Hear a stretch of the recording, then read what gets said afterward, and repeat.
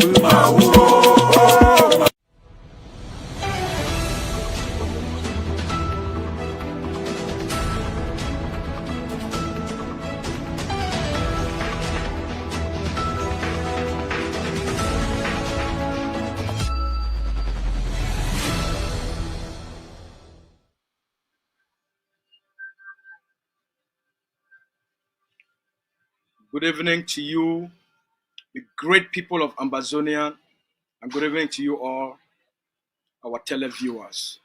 Thank you for joining us today.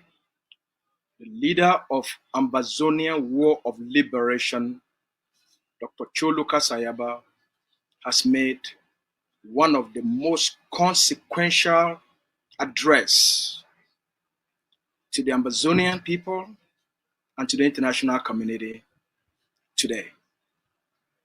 Over the last few weeks, we have seen Ambazonian offensive and the escalation of the conflict from an Ambazonian perspective in terms of the resistance and in terms of our liberation policies, action plan, and ideas. What the leader has said today, it's a very decisive speech. It's a very decisive address. It will profoundly change the trajectory, the direction of the conflict, and the future of Ambazonia. It will also change the war on the ground between Ambazonia and Cameroon. Things will never be the same again. That shouldn't be my conclusion. Today we have an outspoken comrade, an outspoken leader, an outspoken barrister, a man of law, man of international law. You all know him. He needs no introduction. But today we have the privilege to do a post-speech analysis on the president's address with someone that is honest, balanced, someone that has foresight, but also someone who's also very controversial sometimes, right? So we have the privilege today to be joined by the outspoken Barrister Tumassang, who will also be joined by the press secretary of the president of Ambazonian Governing Council. Barrister Tumassang, good evening to you in the United Kingdom.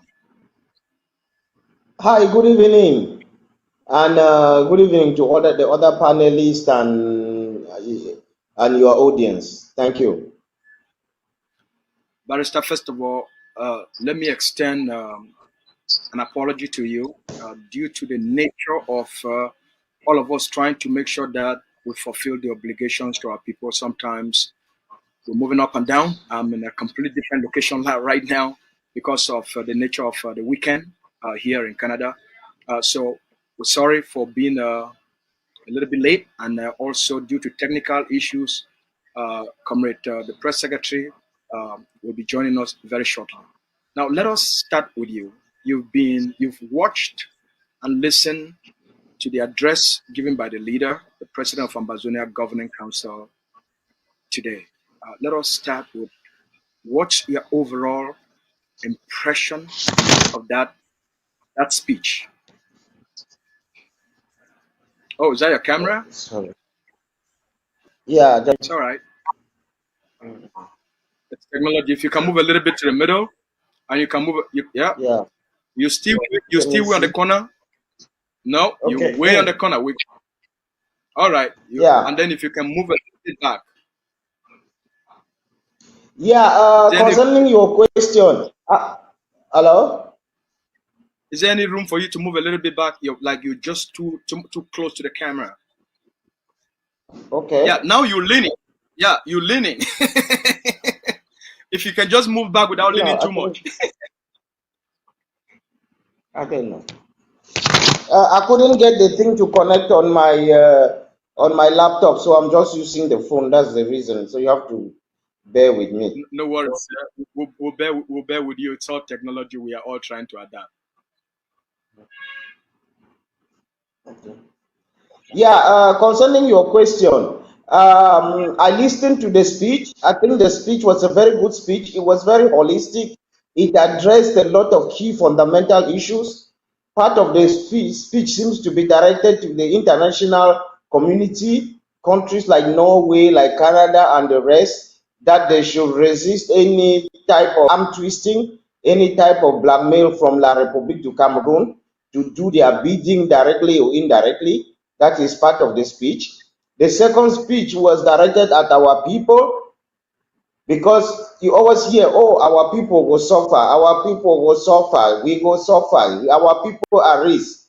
So he mentioned that the cost of acquiescence, the cost of staying in bondage far supersedes any cost we can pay in resisting the occupier. So it's a key fundamental issue. When everybody is saying, oh, if you do this, our people will suffer, our people will be at risk. If you do nothing and acquiesce, the cost of acquiescence is far superior to the cost of resistance, both in the medium term and the long term. So he addressed that issue. Then he went to some historical perspective to explain where we are coming from and where we are today. So I believe the speech, and then the speech was good in another way because it doesn't seem to address ATF.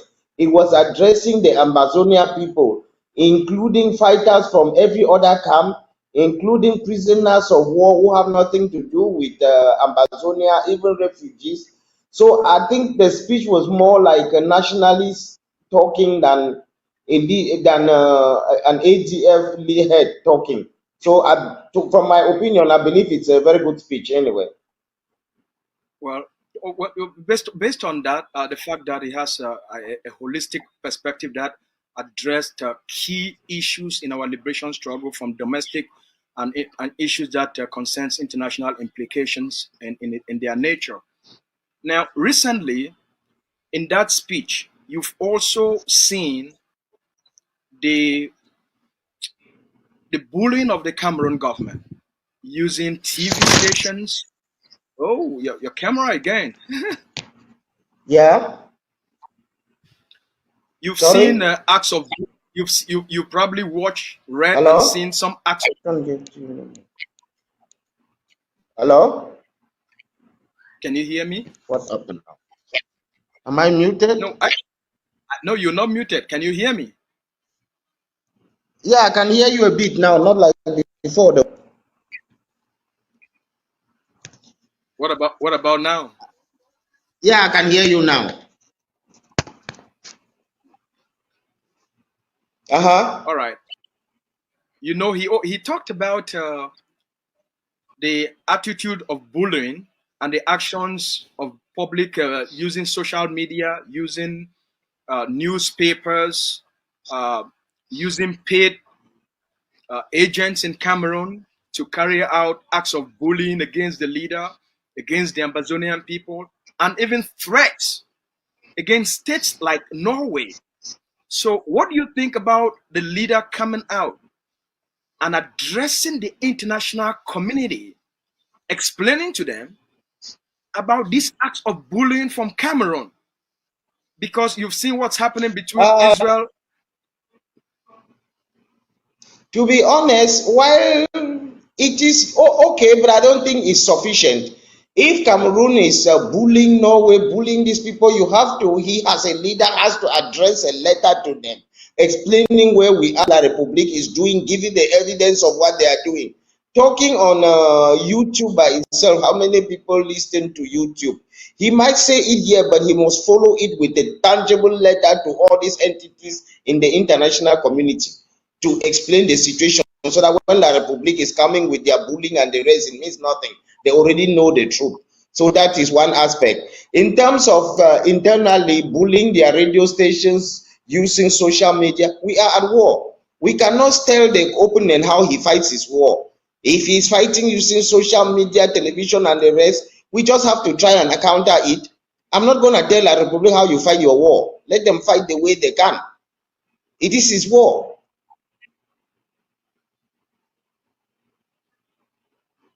Hello?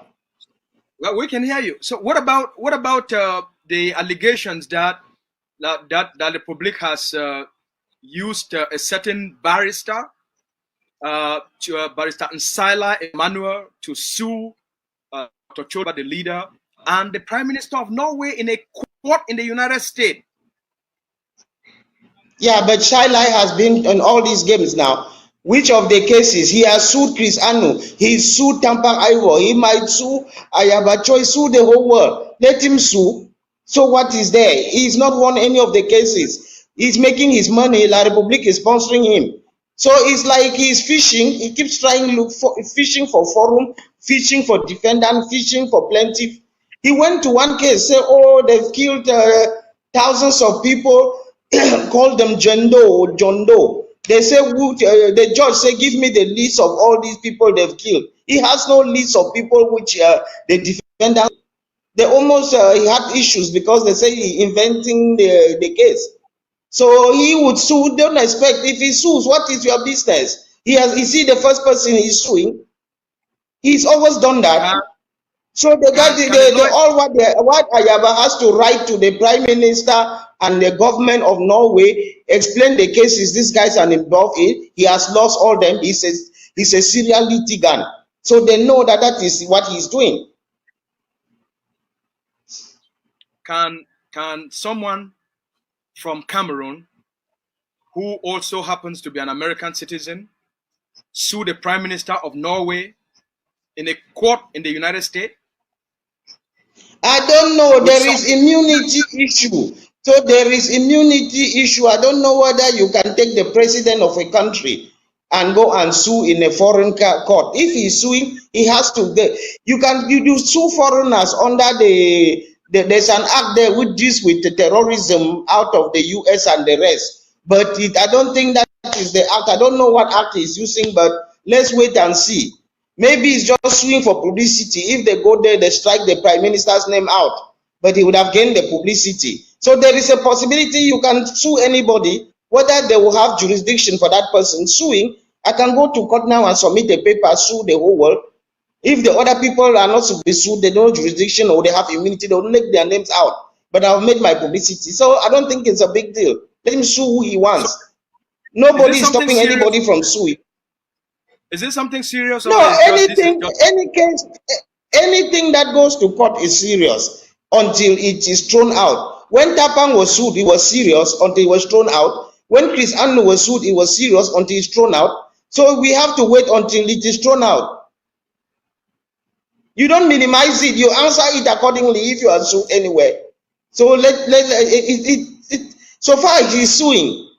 He is suing. First of all, you are suing somebody who is not in the country there. He has to go. Ayaba has to go to America for him to be served, or for him. How you suing him? How? The guy is not even in America. So all this suing, is it a civil litigation or is it criminal? What kind of suing is this? The Prime Minister he is suing is a civil litigation. Nobody has received any. Nobody has received any notification, except on newspaper. Yeah, even if you receive, it means nothing. The guy is suing you in a civil case. At the end, what will he do? You, no, is it not money you're looking for? Nobody is saying it's a criminal matter. If it's a criminal matter, you take it serious. If it's suing for money, you have to prove what you've done personally and why you don't have to do it. So any suing of anybody is an inconvenience. You get my point? The suing of anybody is an inconvenience. I don't know whether they can bully. I don't know whether they can bully Norway to say go and answer your case in America. If you seek for repatriation or for extradition of somebody, it's mainly for a criminal case. Nobody extradites you for a civil matter. So if he's suing, it's a civil matter. If he reports and gives a petition for the Attorney General or somebody now for the prosecuting arm to prosecute as a criminal matter, then that's when you can go for extradition. But if it's a civil matter, nobody extradites somebody to go and answer civil matter. All right. Well, thanks for that. To be honest, it's not me talking about. You cannot be talking about something you've not seen. Until they serve you the papers, you will know what he's suing, under what heading is suing, under which law is suing, and what is the mechanism for jurisdiction. You just talking theoretically is not helping. It's like we are just doing an academic exercise. Okay, but since it's appeared on one of Cameroon newspaper and they are using it as an act of probably using it for hype, right? So.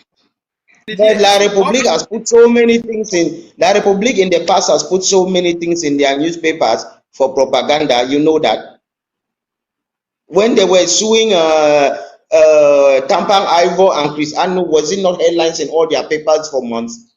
Nothing came out of it. So why would this one be any different? So should it turn out to be just a smoke screen? What about the article that has appeared on the news? Smoke screen. Until you get some paper, you don't. Court matters, you don't get them from newspapers. Somebody has to serve you the documents. All right, now let's move. Legal matters are not matters you learn from the newspaper. All right. To be honest, for me, I don't think he might sue though, because the guy is a serial litigant. Whether he will go anywhere with it, I don't know, but he might sue. Why don't he come to Norway and sue in the Norwegian courts? Why would somebody go and sue in America when the guy is in Norway?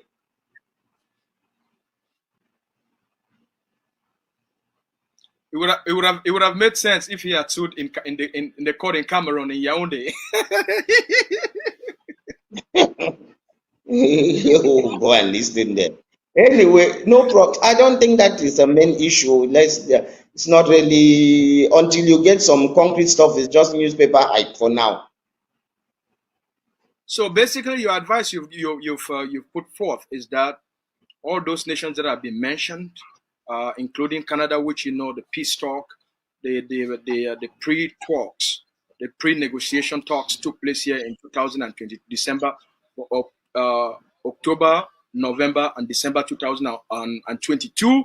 You know about that. So now he has also, so for you, is that not only to address these issues on TV, but that Governing Council Executive Office should write to address a letter to the government of Canada to inform Of course, them to and advise. put even a copy of the newspaper, and then put the other copies also for the other cases. This guy is a serial litigant. It's a nuisance all over the place. So you put all of that information, you give them a lot information as possible, explain to them, give them the background of the case, show that we've tried to negotiate, we've been to negotiations that Republic withdrew, show that they are the ones who are wanting the problem to continue, not us.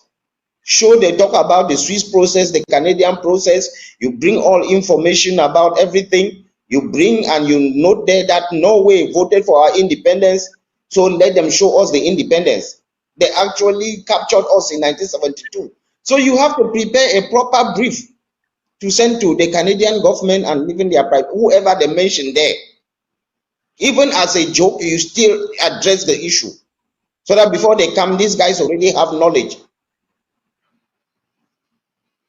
Recently, you've been a key supporter of a policy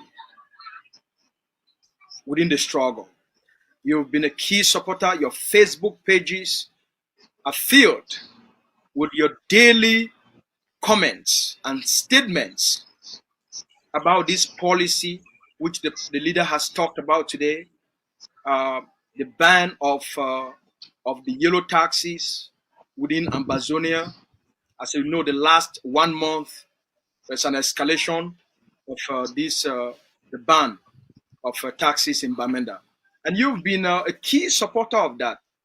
And the leader talked about that today. I want to ask you, what made you to be so outspoken about this policy and to be such a supporter of this policy and an advocate of this policy? No, to my mind, the policy has merit. The policy by itself, if it works, fine. Even if the policy was not to work, there are a lot of collateral gains. For example, the struggle was getting a bit neglected by activists, neglected by so many people. This one struggle, this taxi ban will bring it out back to the core, and everybody will be talking about it. It will revitalize as if we are in 2017. I discovered that from the beginning. That thing will put back the struggle on the lips and the newspaper and the televisions all over. And people who were quiet, everybody will come up. That's one of the things. Secondly, La Republic's key issue is integration, is to assimilate us. Our key policy should be to try differentiation, to try to show that we are different from them. Even if it's just one pen, we put different from them. Now their school year starts in September. We insisting our school year should start in October. 1 month different. Literally, show our difference. If we change the color of the taxis, we remove the yellow there, it's fine. The only thing I've been preaching is, if you make a policy, try to make it peaceful, if you can. Yes, you can be collateral damage, but you must limit it as much as possible. You don't go using violence unless it's extremely necessary. Key the policy towards trying to people. They would advertise this thing at the end. Go to Bamenda, more than 80% of the taxis have disappeared. You don't know where they are. Many have changed their colors. Some Bamlikis have taken theirs to Bafoussam and Douala and Yaoundé. The place is empty. Stand under your hospital to take a taxi to Commercial Avenue. You take 30 minutes, you don't see. You see private cars, clandos. I had one friend, one guy, he says he's a junior man, went from Bafut to Bamenda with his Hilux. When he went, he was surprised that hardly see any taxis on the road. People are there breaking the Hilux to enter as passengers. He was shocked. What is happening? People are breaking my Hilux to enter. It's never been happening like this because there are no vehicles. So now at the end, he went to town. He realized even the town is almost ghosted. He says, no, I cannot. No, the kind money if he came and I'll go me back for Bafut. He drove his Hilux back to Bafut. So even before tomorrow, the policy has already worked. No policy works 100%. When you do a policy, there's what they call a confidence coefficient of confidence, which is maybe like 85% confidence that you can succeed 85%. They call it, there's always what we call an error coefficient, what they call a stochastic coefficient. So there's always that element there. You will never have 100%, but the bulk of the thing, it will they've disappeared already, even before the first. So the policy happened, and if you look, there is nothing wrong with the policy by itself. It had a lot of opposition because people were scared of Ayaba. They thought this policy was initiated by Ayaba, implementing without consulting others. Therefore, he seized power and he thinks he's the only person ruling Ambazonia. I spoke to one of the key activists, I don't like naming names. He says whatever, not that he is fighting tooth and nail against this policy because Ayaba never consulted anybody, all the other stakeholders. Not that the policy is bad. I say, hey, Ayaba never initiated the policy. Ayaba heard about the policy and keyed in. He supports the policy. So if you support a policy that fighters in Mezam Unity Warriors and the rest originated, how can you now turn around and be going around consulting stakeholders? If he was the originator, you blame him for not consulting other stakeholders. But if he's an entity who's influential on the ground that keyed in, how do you blame Ayaba? The policy became so successful that my country people panic that Ayaba is gonna get all the credit.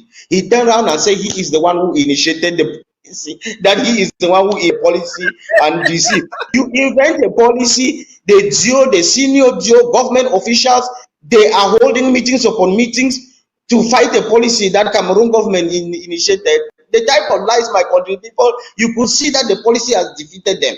Go to Douala now, some camps, women are sitting there and crying. Well, because of this policy, they've called up a lot of military which they want to send to Bamenda. Their wives are crying and tears are coming down. We hear from people who are in Douala. They name some quartiers that women are sitting on the doors crying. Say, Madame, c'est encore quoi? N'est-ce pas, on a affecté mon mari là-bas à Bamenda. On dit que c'est la cause des taxis. So she's crying. So you could see that this policy, whatever you talk about it, it has really regalvanized the struggle. It's a frontal attack on La République du Cameroon. It has made everybody talking about the thing. So it's got a lot of gains. Yes, we try nobody. You don't kill your people if you can. You don't even destroy their assets if you can. You try to implement your policy as peaceful as you can.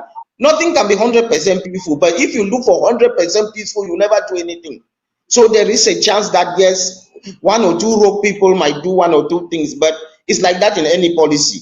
But since more than 85% have already removed, they don't change to blue and white for fear of La République, they just remove it from yellow. So with that, policy is already peaceful because 85% achieved already without any violence. So it's a peaceful policy. It has been done. I think Ayaba was a visionary to have seen this policy and seen the effect. And I believe the other leaders also, they see the policy and they know it's good, but their problem is they were never consulted. Ayaba is trying to take over and be deciding everything in ground zero like the de facto ruler without consulting them, which they are not happy with it. That's why they are fighting, not to do the policy. So when you spoke to them, their reason now is it's not the policy. It's now attached to an individual. It's now attached to a movement. It's now attached to an organization. It's no longer the policy. You are correct. Yes, you are correct.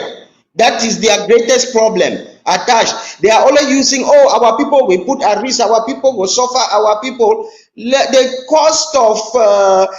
cost of resistance is far less to the cost of acquiescence.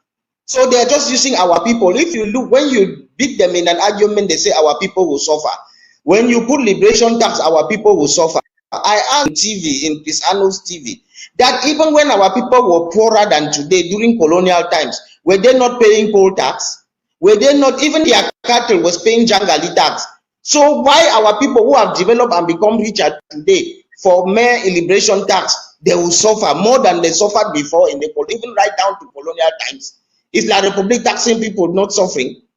So the issue, they're just using let me give you the full perspective here. Can you give us the full perspective? Yeah, can you give us the full perspective? Let me give you the full perspective. Sako was almost emerging as the as the de jure and the de facto leader. He was thinking that yes, he had some guys on the ground, and then you had the the Restoration Council and the rest. They were looking some things looking legit. Then he had his issues with Chris Anu and one lady spreading her legs. Then Chris Anu kind of stabbed him in the back.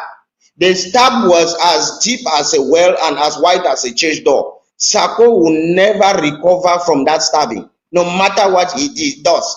As a, you know, he's operating in a specter of somebody who they removed from power, who is clinging to power.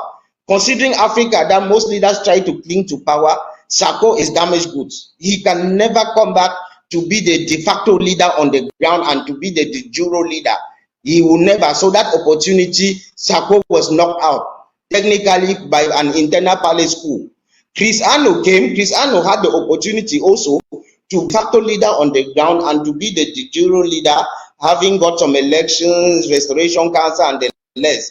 Chris Anu's greatest weakness is his inability to raise money. He tried raising money, not a penny was coming in. So it was very bad. And then he made the fundamental error of not going into self-defense. He never built in an army on the ground. He never invested in a chain of command. He was just operating in the air, thinking, oh, every fighter on the ground is my fighter because I'm the president and I don't need to have a fighter. You cannot be operating like that. You will never be a de facto leader where you don't have a force on the ground. So Chris Anu too, because of lack of ability to raise funds and failure to, in self-defense, have an army and the rest, Chris Anu was knocked out also on the game. So the only person remaining now, basically Ayaba. Ayaba has the leader, the force on the ground, and Ayaba is standing there. Ayaba now too was stabbed very badly. Ayaba was given a dangerous stabbing by Capo Daniel, which could have destroyed the whole of Ayaba and even ADF. So now Capo Daniel was caught collecting money from La République du Cameroon. It was easy to appropriate that malfeasance to say, oh, this is evidence where ADF is collecting from La République, Ayaba and Capo, them are all tarnished good. But miraculously or through some magic, Ayaba came out clean in the whole thing. Ayaba increased his social outing. Ayaba went now beyond ADF, now interacting with other fighters out of ADF. So his image, the damage which Capo tried to do to Ayaba is zero. He's blunted. No matter what Capo Daniel says, it means nothing. Nobody is listening. So Ayaba came out of that calamity unscathed. So he's standing strong and he's frightening all the other leaders. So now Ayaba is now on the ground. He has a force and he's basically the strongest person in Mezam. You control Mezam in this war, you control the war. So the other people are seeing the reality. It's frightening them. Where they can realize Ayaba somehow through some technicality becomes man. So all these policies they are fighting has nothing to do. When you see Sikot saying, oh, people in uprising should rise against Ayaba in Bachibo, Mezam people should rise, it's all about the power play. Where Sako, Chris Anu and other people realize that, hey, we are dreaming like this, Ayaba is becoming central. Ayaba of late has polished his image, he's taken a central role, he's becoming more state-manly, he's looking at the thing beyond ADF, which is frightening everybody. So this is the big picture, nothing to do. That taxi issue is just a pawn in a big game. Otherwise, this taxi thing would have been a non-issue to many people. Why would people be killing themselves for taxi thing? It's all about, oh, they think it's Ayaba. That is their problem. They're scared that Ayaba he bought some guns, he's kept them, now he's taking over. That's their problem. That's the big picture.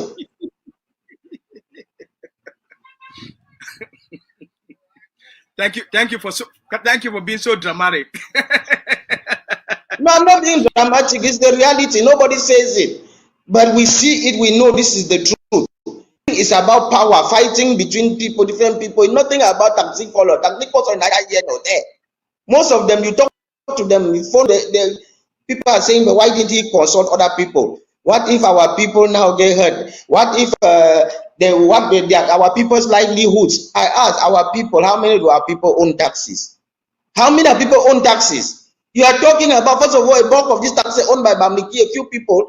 Where would our people get money to paint taxi? I said to paint a taxi with imitation pen is 75,000. To paint with original pen around 125,000.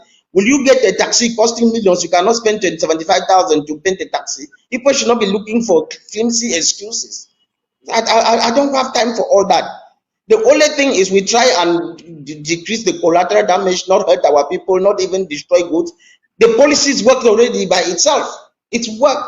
By fighting too much against this public, they gave it too much publicity. Publicity is key, and they gave the policy 100%, so it just worked by itself. And what do you think? What do you think Cameroon is thinking all this while about the success of this policy and the defiance, education, inspiration, and encouragement that the leader is giving the people on a daily basis? No, La Republique knows that this thing. They thought they will use force and win this thing. It is dawning on them that force cannot win this thing. I remember when they interviewed, what was this liar's name, Chiruma, on Al Jazeera. That lady was asking him, say, but now, why don't you talk to these people? He said, talk what? Talk what? How can you talk to people who have it as a religion in their head to secede? In the head of all these people is like a religion. What can you offer them? What can you talk to them? You just have to keep fighting them because we don't know what to tell them. What can you give these people? This secession thing is a religion in their head. They asked that, but in hindsight, you think you took the right route? He said, to be fair, if we were to time, they would have taken a totally different route.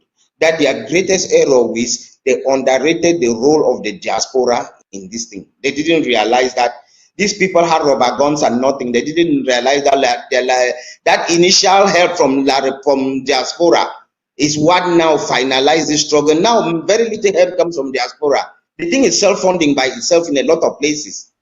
So that is the situation there. So I think La Republique knows the truth now, but it's just that they cannot accept in public. They've tried to say, let's change tactics, let's kill some leaders. They go and kill RK, kill Field Marshal of Lebialema, all that. But it doesn't change anything. They were even thinking that when they capture the head of the revolution, like Siseko, they will end. It doesn't seem to do. They've tried. That is, they are losing their senses because they don't know what to do next. They've tried to burn villages, people to be afraid. They burned 600 villages, nothing happened. They try to kill people here, nothing. They're killing people to go and place in market squares to frighten the rest. Nothing is not working. La Republique, their model is not working. They've used bribe to bribe people here and there. It doesn't work because we are in groups. You cannot bribe every group. So they are in a very serious problem. They might not accept now, but after some time, maybe Biya is so too advanced to change course now and negotiate is too much humiliation. He will just continue the fight till he dies. The new man comes and negotiate. That's all. We've been joined in the studio now by the press secretary of the leader of our liberation, Dr. Chulu Kasayaba. Press secretary, Comrade Cecilia, thanks for joining us. We're so delighted you made it. Thank you very much, Spokes. And greetings to you, Barrister Tumassang. I've been following you guys. I was supposed to be here earlier, but I'm here now. Thanks for everything you've been saying. No, thanks for coming. Better late than never. Indeed. Okay. Yes, you've been following the discussion. You obviously watched and listened to the leader's address today to the people. A very consequential and decisive address. Let me just ask you the same question that I asked the barrister. What's your impression about this speech that, in my opinion, it's one of the most defiant speech a leader has ever made? What's your overall impression? Well, thank you very much, Spokes. To be honest with you, being with the leader over the years, I didn't expect anything less from what he delivered today. And being the consistent leader that he is and the visionary that he is, I mean, I think that our people should honestly be proud to have a leader like Dr. Cho Aluka Sayaba, because he's consistent, he's focused, and he knows exactly what is good for the people. He understands the system. He knows what will bring La Republique on his knees, to his knees. And this is exactly what he's doing. we all heard, just like Barrister Tumassang is saying, La Republic is so frustrated, they don't even know what to do anymore. They are just so ashamed to openly come out now and tell the people, oh, look, they've defeated us. Because they thought these guys were just going to hit the street for 1 week and boom, they will come back on their knees. But they've really seen that over the years, those 2 cubes of sugars they thought we are not the 2 cubes of sugars, and they've not been able to defeat us in the battlefield. Even on the social media, they've used all type of propaganda to intimidate us, especially using those their proxies like the barrister guy, the Sila Emmanuel, who goes about, claiming to sue people at the ICC and all of that. It has not worked. The people are defiant. The people are still steadfast. They want their freedom. And this is what the leader is preparing us for. This is what the leader is telling the people. If you want freedom, when we say freedom, we need freedom. And independence truly means independence. So our people, does he really have the roadmap? This is what we ask ourselves. Has he been consistent? Yes. Is he working for Ambazonians? Is he doing everything to make sure that we all return home, that our refugees go back home, that our IDPs, they return back home, that we have a place, truly a place called a homeland? This is what he's been standing for. And when people jump into conclusion or start attacking policies without truly understanding the importance of that policy, just like the taxi color that we are talking about today, it is something that we have to own it. If you truly want to be separated from a people, you have to begin to do your own things the right way. And this taxi color, implementing this taxi color is one of the ways through which we can truly say that, okay, we are completely cutting ourselves off from these people. We are independent. We want to be independent. It's the same thing like the tax law. We want to pay our liberation tax. This is a way of saying that truly we want to be our own people. We want to be free. And so I think that the president, whenever he comes out and speak, it gives us courage. It gives us hope to know that truly the independence of Ambazonia is not a mere thing. It's not some rhetoric, or it's not just what people always say, that will not thing. No, it's actually a reality. It's something that we will get it. And I'm happy to be serving under him, and I'm happy to know that we have people who still understand the importance of these things, just like the barrister is saying. It's very important. People may rise, some other leaders may rise to attack the policies because they feel neglected or they've not been consulted. But it's a shame, because deep inside they know that what he's doing is the right thing for Ambazonia. It's just the pride to align and push it as it is. But irrespective of the alignment or anything, we know that it's working. And whoever is bearing the brunt is La Republic, and that is the whole idea of the policy. And from the barrister statistics, the policy has been 85% success, and we give the credit to the forces on the ground. We give the credit to the Ambazonian people. We give the credit even to the taxi drivers themselves. They also want to be free. So now let's shift the focus. There's a central piece, a groundbreaking policy which the leader talked about, and which over the last few months the Ambazonia Governing Council has been working tirelessly. That is the foreigners' residence permit tax. That is coming on starting July 1, and that's tomorrow. As from tomorrow, all 4 specifically citizens of La Republique de Cameroon are required to pay the residence permit tax. Barrister, just like the liberation tax, the Ambazonia Governing Council put a team of experts, legal minds like you, even though you are not one of them, through its Department of the Department of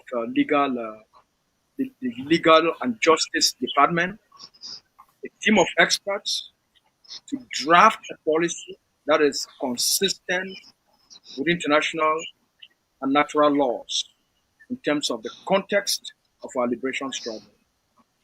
Ambazonians, some movements, leaders, activists that are that are always short-sighted because they don't take the time to reason or to do research, but they only do knee-jerk reactions. Will obviously at some point start doing the same thing they've always done, agitate. Just like the liberation tax, a lot of Ambazonians, those that are always agitating, internal opposers, rejected it, opposed it.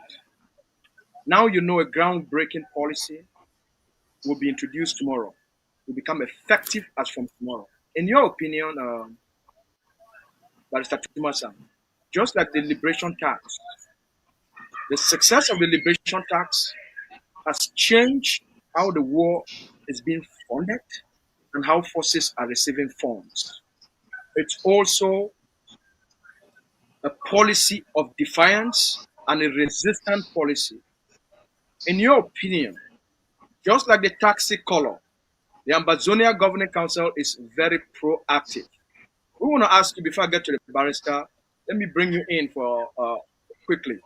Madam Press Secretary, in your opinion, this policy, what do you make of this policy that will be introduced tomorrow? And how would this policy change the face of the resistance and the nature of our resistance against La Republic occupation?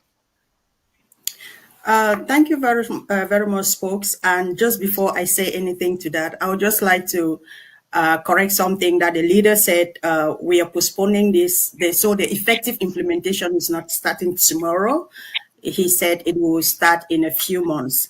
So from what I know, just like the previous policies and just like the tax law, just like the taxi colors, just like the pins, just like the Ambazonian anthem itself, just like any other thing that represents us, that shows our authority over the land of Ambazonia. I think that people have to start understanding that these are two different nations. So if you're living within our country, you must behave the way Ambazonians behave. Just like it's often said that when you go to Rome, you must do like the Romans do.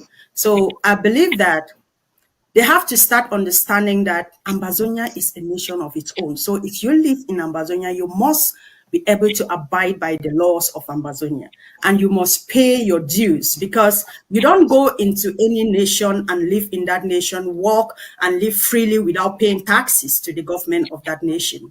You don't stay there freely without having an ID card that proves your stay in that allows you to stay in that country, that allows you to operate in that country, or even own bank account, or own a home, or do anything, run businesses, or even go to school in that country. So you must be able to live and abide by the laws of that nation. And this is what Ambazonia, the leader, is trying to put out there, so that these people will understand that these are two different nations. You must pay your taxes. We pay taxes. People over the last decade have been paying taxes to the government of La Republique du Cameroon. There was nothing wrong with that. So I now also did. I also did when I applied for my permanent residence in Canada. At that time, even now, right, every Amazonian or anybody in Canada here who qualified to apply for permanent residence, they pay, I think right now the fee is up to, I think it's about $1,600. Right. That's just the application. That's just the application. So that is just what we are. And to be honest with you, Spokes, we have to start taking control, because we want independence, and we are transiting into, we have to start putting governance into place. Just like the barrister said, that the CIC is putting himself and consistently bringing up these policies, because he doesn't just see the fighting of the war, but he also sees the governing of the nation after the independence of Ambazonia. And this is what we are looking at. we cannot just say that we just want independence. So when we get independence, then what? So is it the time that we have to start building institutions, start taking authority, implementing policies that have to be working in our nation? So we have to start preparing all of those now. And he has that foresight, and he's already preparing our people for governance, post-independence. And this is what we are doing right now. And I'm glad that we have these legal minds amongst us that come out with these policies and to educate our people to see exactly the future of Ambazonia, to see what they will be getting into.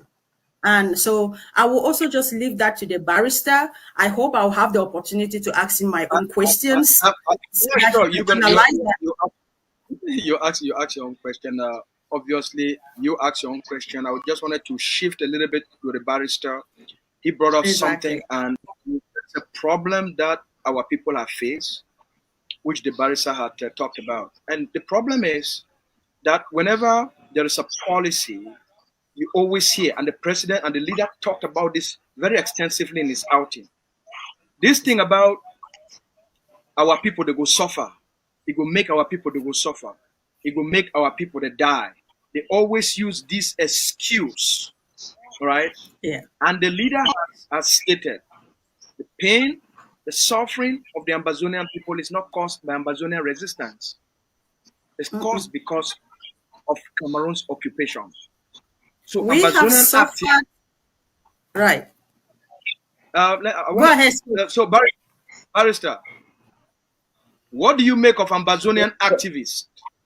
What do you make of Ambazonian activists consistently using the excuse that our people are suffering, that our people should not fight because they will die? Our people should not observe Ghost Town because La Republique will come and kill them. Our people should not resist because they will suffer. What do you make of this mindset and this attitude and these excuses? Or maybe it's not an excuse. Maybe it's a deliberate game. First of all, I'd like to correct you. La Republique activists are not even saying anything. The activists were dead. All the Paul Nilongs and what who were ranting, talking every day. Did you hear them again for the past 6 months? All the activists were dead. They had a meeting that they wanted to come back. Where are they? So there is nothing like activists. They were not even saying anything because there were no more. This policy of taxi color is what even resuscitated some activists to come and talk. So the activists had basically disappeared. So a few have resurfaced. So as Ayaba mentioned in his speech, you cannot only be crying about the cost of resistance. How about the cost of acquiescence, to stay under bondage, to stay in immiseration, to stay in subjugation? How about that cost? So these our people will suffer. They are just using it as blackmail. If you see, they said they burned the taxi of a cripple and everybody is going haywire. They burned Mami Apia in their house. They burned one pa like that, hit the child body of his child. They burned 600 villages. Where were these people? Is the taxi of a cripple. That is headline. So our people will suffer. The ones who are dying, are they not suffering? These fighters who are dying, that they're not suffering, don't they have families? So they want the drivers to, the fighters also, in order not to suffer or die, they should drop their guns and go to DDR. So that argument about our people will suffer is an smoke screen in their power game. The issue is they are fighting power between themselves. They don't know how to come direct, so they are using our people like a pawn in the big game. Our people will suffer. You think a lot of those people care our people will suffer? How much do they send to any of our people on the ground? Nothing. So the fear, as I say, the fear is true fear. The fear that Ayaba might become de facto leader and take over control of the ground. Then the fear that the fighters on the ground also might become independent and doing their things without them. So they have double fear there. When you see them, they're going up and down doing these things. The fight, unless you look behind the scenes, you will not realize the true fight that is going on. It's nothing to do with our people. Our people suffering, have they not been suffering? I'm asking, when you make Ghost Town on Mondays, our people not suffering? Do you know how money they lose that they should have been in their marketplaces? Why are you not crying about the Ghost Town? You want to cry. Oh, where would our people take money to pay taxi? You buy taxi for millions, you cannot get them by paying for 75,000. So they're using our people suffering just as a smoke screen. I don't think these guys care about our people at all. The only suffering our people suffer most is to stay under subjugation under La Republic. Whatever price you pay to free them, they'll come out on top. Madam PS, over to you. Yes, sir. Thank you very much, Spokes. Barrister, I just want to go back to what you said there right now about the suffering of our people. And one thing I've noticed amongst us, Ambazonians, and especially the sponsored activists who go out there and make a lot of noise trying to coerce our people to accepting their own narrative about the suffering of our people. What I notice is they actually do not have anything to do. You only see them come up each time the Agovc comes out or introduce a certain policy or something that is really going to push our struggle forward. Because you saw how they came out against the liberation tax, the taxi color. And I'm very certain what they will do when they hear about this, the new policy that the spokesman talk about. And I'm just wondering, they are afraid that the leader of our liberation, Dr. Ayaba, will become a de facto leader of Ambazonian people. And these same people who want, and they are not being consulted, in your own opinion, Barrister, these people who are so afraid that he will become a de facto leader and will rule over Ambazonia, and yet they don't bring out any policy. What message do you have to pass to this kind of people? And what is even relevant when it comes to the liberation of Ambazonia? Because we just sit and see them only when we come, the Agovc or Ayaba introduces something that is to push the liberation forward. What message do you have for these people? What should they be doing instead of just attacking policies? My first message with them is they should learn to differentiate the policy from the person. Even if anybody brings a policy, if it's a good policy, me, I can support it. I don't see the policy more of the individual. No. You think that if Chris Ano goes and fight somewhere and kill some Ekelebes, we will not all be happy? If Sako does the same, if even Marianne, anybody who does it, why is it that if somebody does something who is not in their group, they try to downplay it or hide it or to disparage it? No, I think there is some, it's not right. And then this thing too about rulership. Ambazonia actualization, independence is still many years away. So all this thing about killing themselves about leader who's gonna take over from who is just a waste of effort. Let them just keep, everybody should just be doing his own contribution to the struggle. At the end, they say water 60th level. So, and what is gonna be, you don't even force it. So if somebody is, and then a lot of them should concentrate. If you see a guy like Sako, the whole Fako is not there.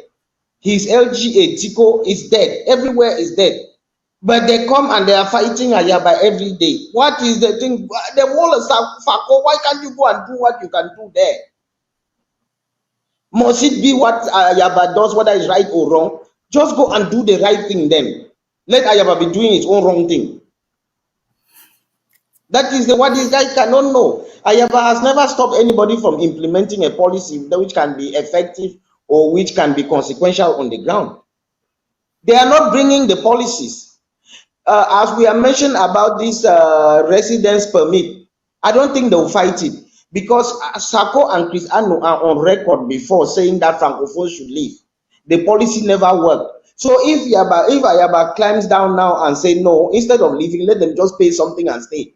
It will be hypocritical for them to come and fight it. Are you not the same people who were saying that Francophones should leave? The guy is not even saying Francophones should leave. He said just give something and stay. So how will you fight that? I don't think that particular policy they will have any moral ground to fight. Anyway, they always fight. So I don't think they'll always look for something to fight.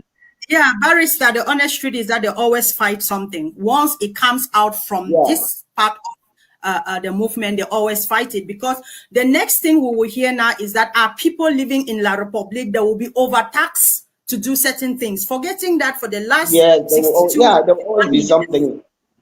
Exactly. Our people have been overtaxed. We pay overtax in everything, even the natural air that God gave us to breathe. We pay taxes to breathe that air under La République du Cameroon. And we are trying to bring our people to begin to own their own freedom. And instead of standing to promote and to push this forward, we see our own people really rising ferociously against the policies that are actually meant to liberate their own people. So I keep asking myself the question: who are these people?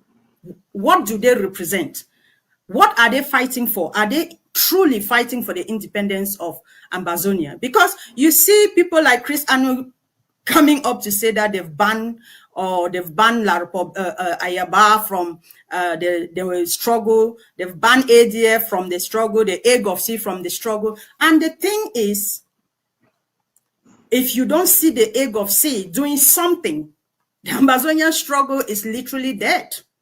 You don't hear anything from Chris Anus and his own IG, Sarkos and his own IG and all of that. But in a nutshell, Barrister, I want to ask on what message, advice from a legal point of view do you have to give to our people, especially when it comes to accepting this new tax that is coming to allow La Republic citizens to begin to pay their residence tax in Ambazonia, because they will Our still people want to don't write. need to accept.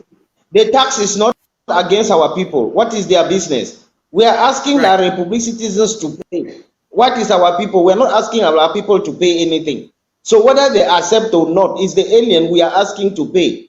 So let them not go. The aliens' problem may be their problem. Don't worry about. I say nobody will fight that particular policy, because these guys, their hands are already dipped in it. They were saying Francophone should go. Now they just say Francophone pay something and stay. That is a better option than saying they should go. So we are protecting our people on their side. If they like, government should impose tax on our people on their side also, which the government will not want to be seen to be discriminating in the taxing policy. So let them do what they want. So I don't think this one is something you should worry yourself about. It will be a clean sailing because of the history. Okay. There is a policy which I don't know, which is being debated now behind the scenes, which I don't know whether I should talk about here or I just leave it. But there is another new policy which is coming, which if it is finally cleaned up, it can be very wonderful also. Okay, Barrister, I will leave that to your discretion to decide if to talk about that particular policy. I may not even know about the policy you're mentioning, but in terms of the leader of the Liberation made mention in his speech that Ambazonian citizens should stop paying taxes to La Republique Treasury, because they keep empowering La Republique via their taxes to come and, brutalize our people, promote their genocidal war in Ambazonia. As a legal mind, as a seasoned legal mind, what in your view is this? How does it resonate? No, that one can just be a statement in propaganda. It cannot act the reality. The reality is La Republique is the occupying power, and if you don't pay, you cannot operate. If I go and make my document, they say put physical stamp. I don't have a choice but to buy the physical stamp and put. If you are working for La Republique, income tax, they just cut the tax straight before giving you the change. So it's a policy which cannot work, and nobody is going to be enforcing it. If I pay the tax to La Republique, how will you know? So it's just a statement of defiance. I don't think it's a policy by itself. It's a defiance thing that we should not be empowering La Republique to take the money to come and you buy weapons to kill us. But it's not a policy which can be implemented. So it's okay. I can live with that as a general principle, but not implementable for now at least. Okay. Spokes.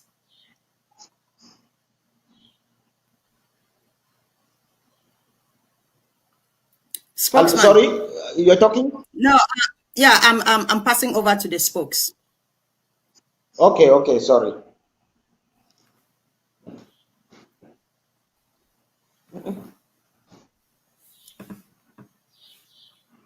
Is there a technical issue? I'm thinking that, I'm also thinking that there is a technical issue there.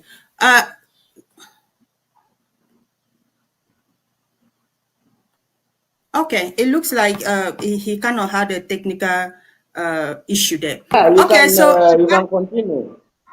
exactly. Okay, thank you very much, Barrister. And I was really interested in the conversation you were having about Sila trying to sue people, trying to creating propaganda for himself, La Republic using him, to intimidate people. And I don't want to reopen that conversation, but I want to talk about it a little because I've seen my name appear in all those his documents multiple times. And it has been a cause of concern for most people who come up to speak against La Republic brutality in Ambazonia.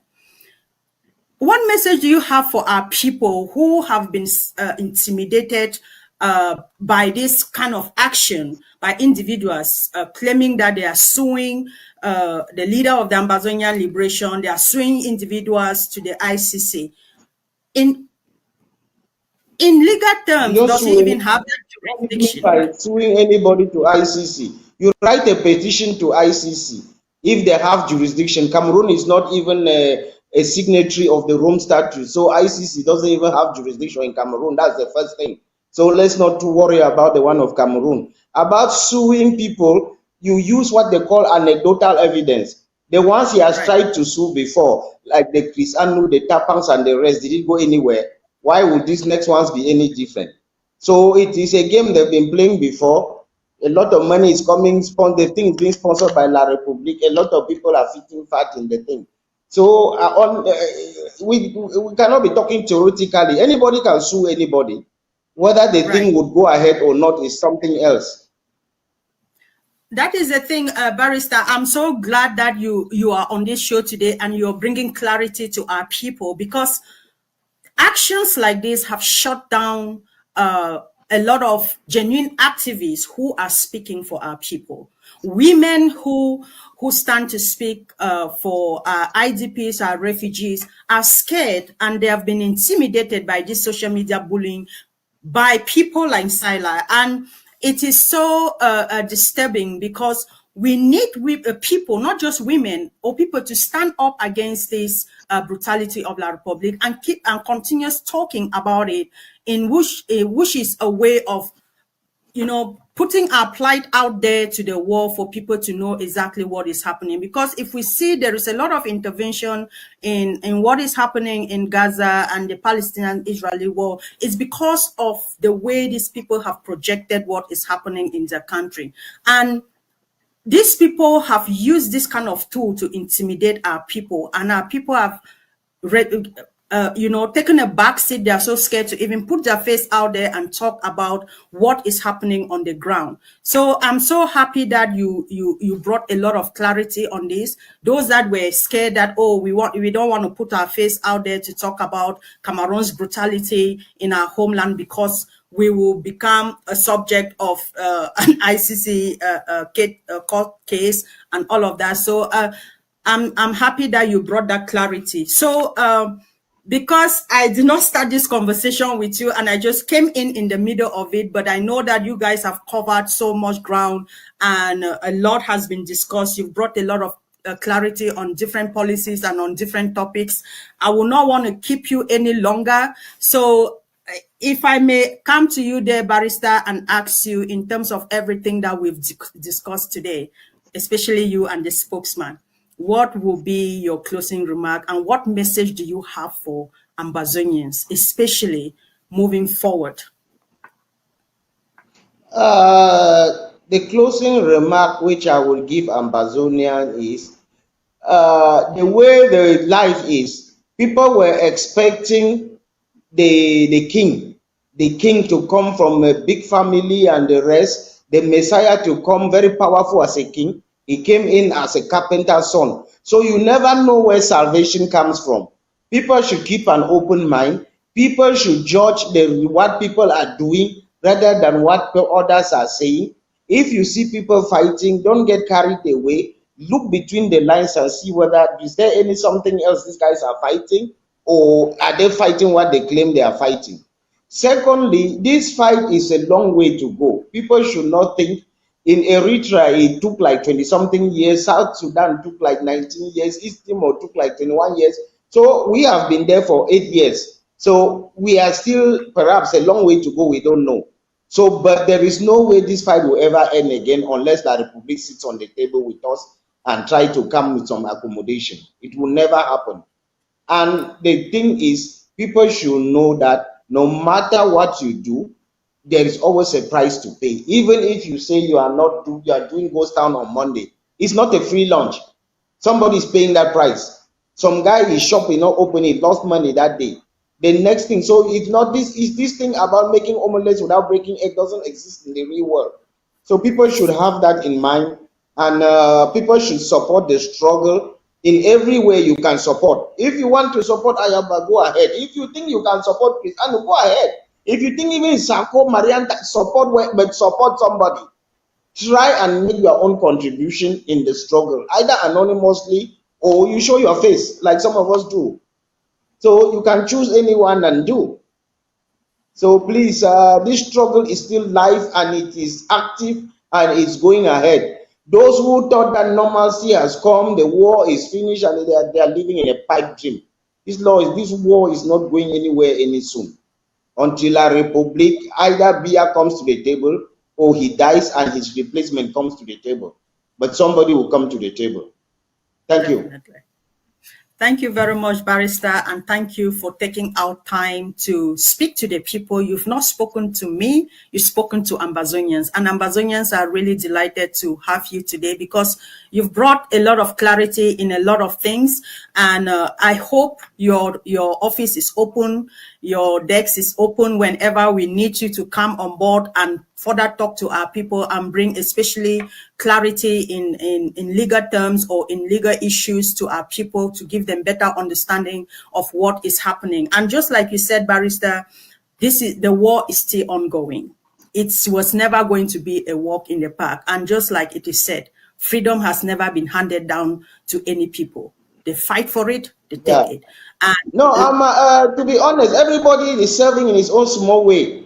If there is something I believe I can help in Ambazonia, in any platform, whether it's ABC TV, I go there. If you call me here, anything that can help, even the little knowledge I have in something, I don't mind to come and give, spend my time to give. That's the only way we can help. And I believe others also should spend, even if it's your 30 minutes on this struggle. Sometimes I go and write. You think I like to be writing on Facebook, but that's the only way you reach to our people. If I want to write to the international community, I go and write on Twitter. Our biggest problem where they don't know this thing is we are not tweeting. Yes, Ayaba is on Twitter. Chris Anu is not on Twitter. Sako is hardly tweeting. Nobody is tweeting. Biafra Prime Minister tweets like 1,000 tweets. How would they not know his struggle? How do they know our struggle? We are classified as the second most neglected struggle in the world. The second most neglected crisis. Because our people don't tweet. Exactly.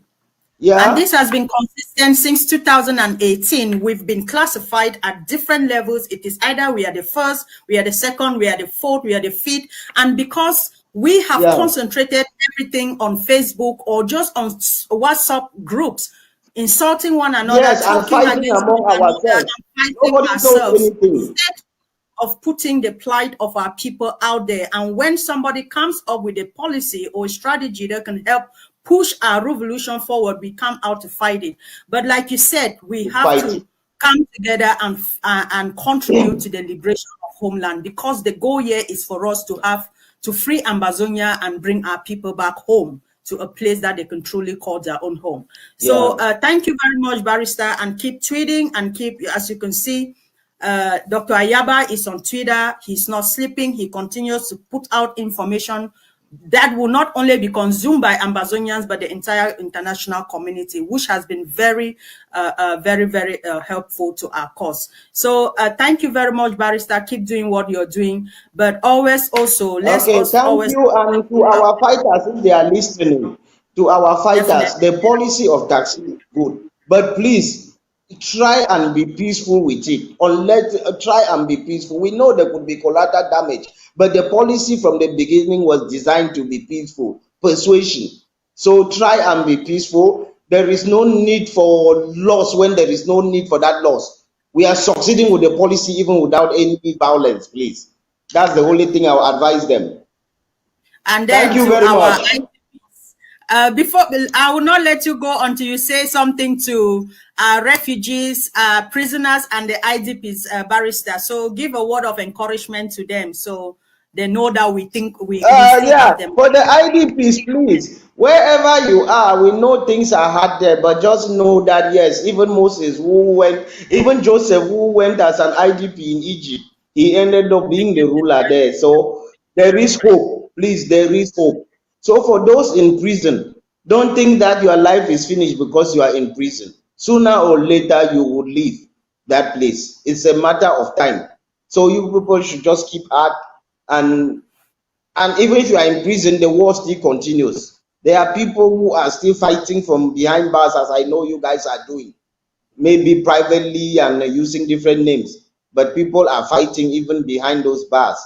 So I thank you people for your sacrifice. Thank the refugees also for all they are suffering on our behalf. Thank you. Thank you very much, Barrister. That was a beautiful way to end this interview this afternoon, this evening, this morning, whoever is watching from. So, Amberlanders, you've heard it from Barrister Tumassang there. Stay strong, especially our mothers, our fathers who are in different refugee camps, those in Nigeria, those in neighboring countries, even those of us here abroad. We should also continue to fund and support the struggle. Ambazonia is our business. It is not their business. So, ladies and gentlemen, wherever you are, whatever you have to put on the table to make sure that those that are fighting on the ground have food to eat, to replenish themselves, to go out there and protect your home, protect your families, protect your streets. Make sure you do not hesitate to send them that support. For our prisoners of war who are languishing in different prisons, also, please come together. Let us support them. Let them know that we love them. Let us know that we have not forgotten their sacrifices, because it's because they've stood up for the independence of Ambazonia that they are now languishing in jails.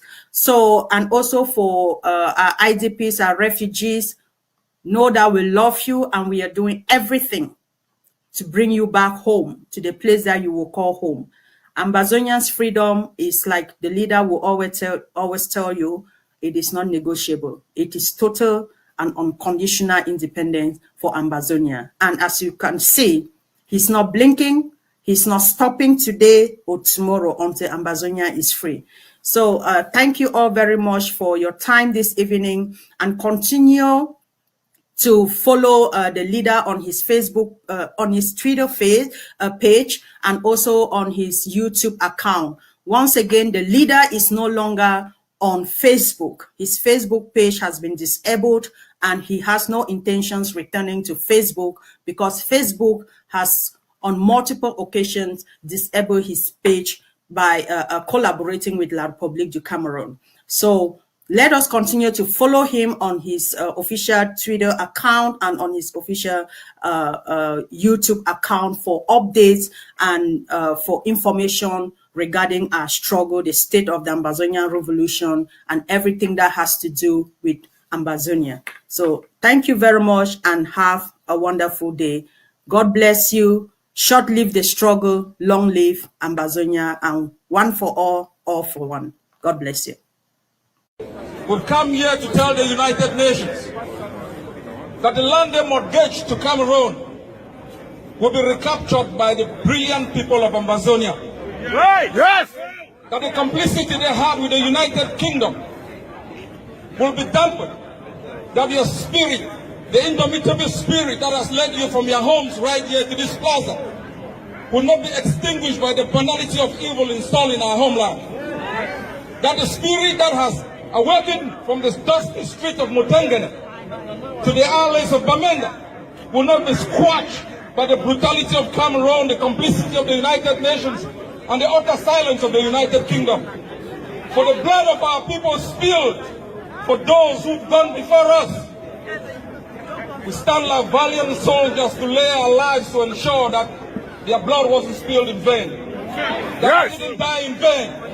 That the mothers who scream for their daughters, the fathers who are on shore where their kids are detained, wouldn't mourn in vain.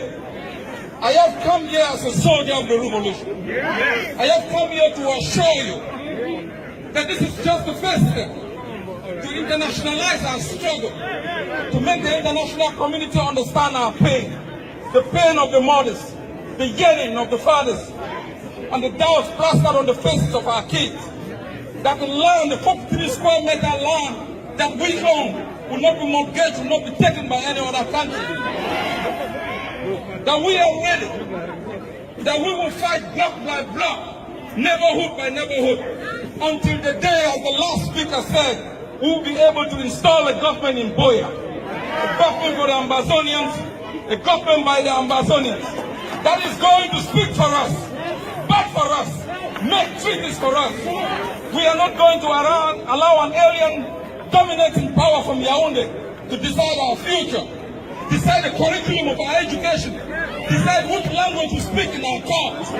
And if the lawyer said no, right from here in New York, we send a message to Yaoundé that we are ready for the gendarmes, the bee, and all the evil spirits that have been installed in our homeland. That we will give our life for a free Ambazonia. That if this country was built on the blood of people from distant places, we are ready as soldiers of the revolution to make sure that one day, just one day, we have a homeland to call our own. A place to dwell in peace. A place where we as a people can decide our destiny.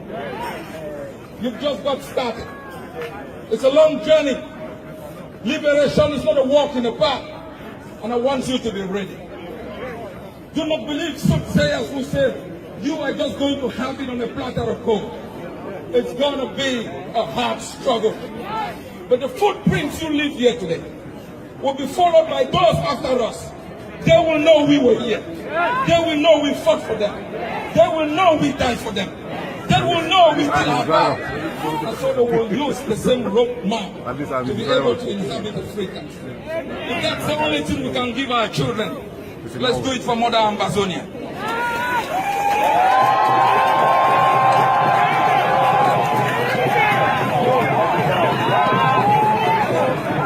I want to thank your leadership.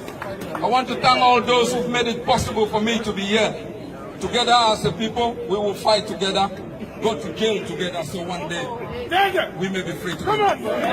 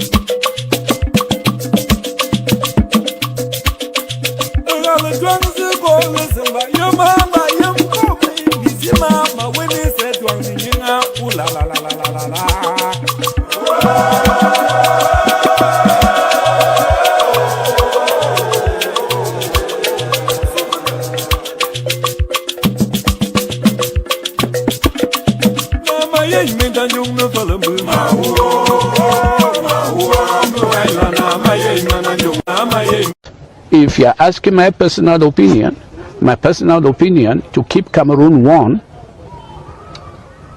must be divisible. Because there's a cliche that Cameroon is one and indivisible, because it's not true. Culturally, we are divisible. Language-wise, we are divisible. The law-wise, we have inherited that. So anybody who says Cameroon is one and indivisible is a fallacy.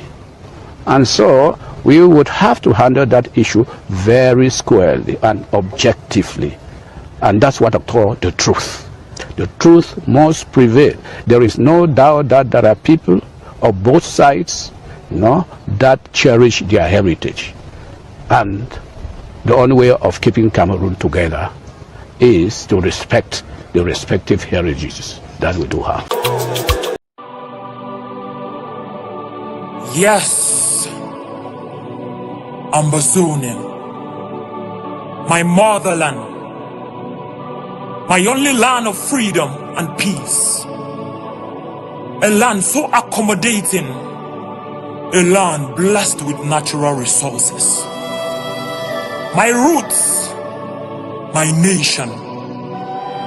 Till the world hears our cry and intervene, we will speak till our nation becomes a reality. Long live all the Ambazonians. Long live our fallen heroes who gave up their lives to save the future generation of Amazonia. Long live Ambazonia. Our hopes are alive. Peace. We are not giving up. We are not giving up. Amazonians, we are not giving up. We need freedom. We are not giving up. Amazonians, we are not giving up.